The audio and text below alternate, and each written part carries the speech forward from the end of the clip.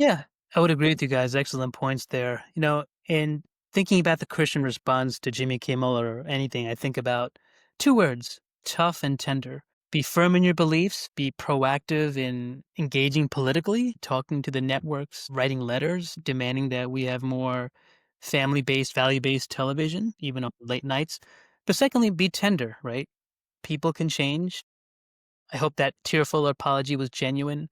We should be full of grace. We shouldn't stoop to those standards and, you know, dehumanizing half the country. And so our hearts should be tender towards him. We should pray for him without losing our toughness. And so I think, toughness and tenderness should be intertwined in the life of every Christian. And it's up to the Holy Spirit, the leading of the Holy Spirit, to determine how that actually plays out on a day to day basis. Yep, excellent point. It's that how Jesus was full of grace and truth, right? It's that balance, and to make sure that you do both, it's a lifelong journey to be filled with the Spirit to do it.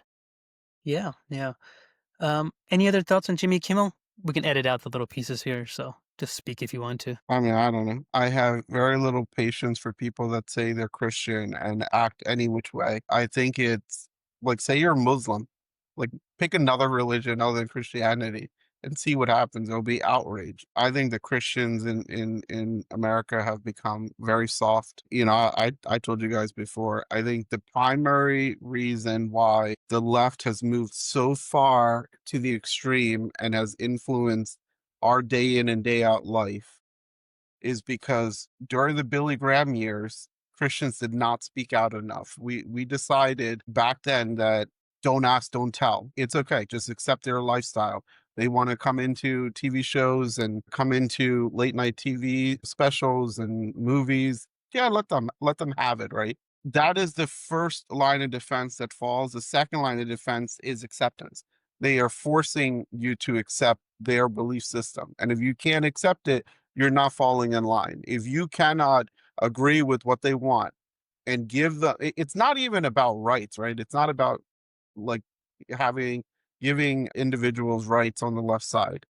It is acceptance. They want you to believe what they believe. And for me, like that's why my parents migrated to the United States. That's why we're here in this country, is to have that freedom.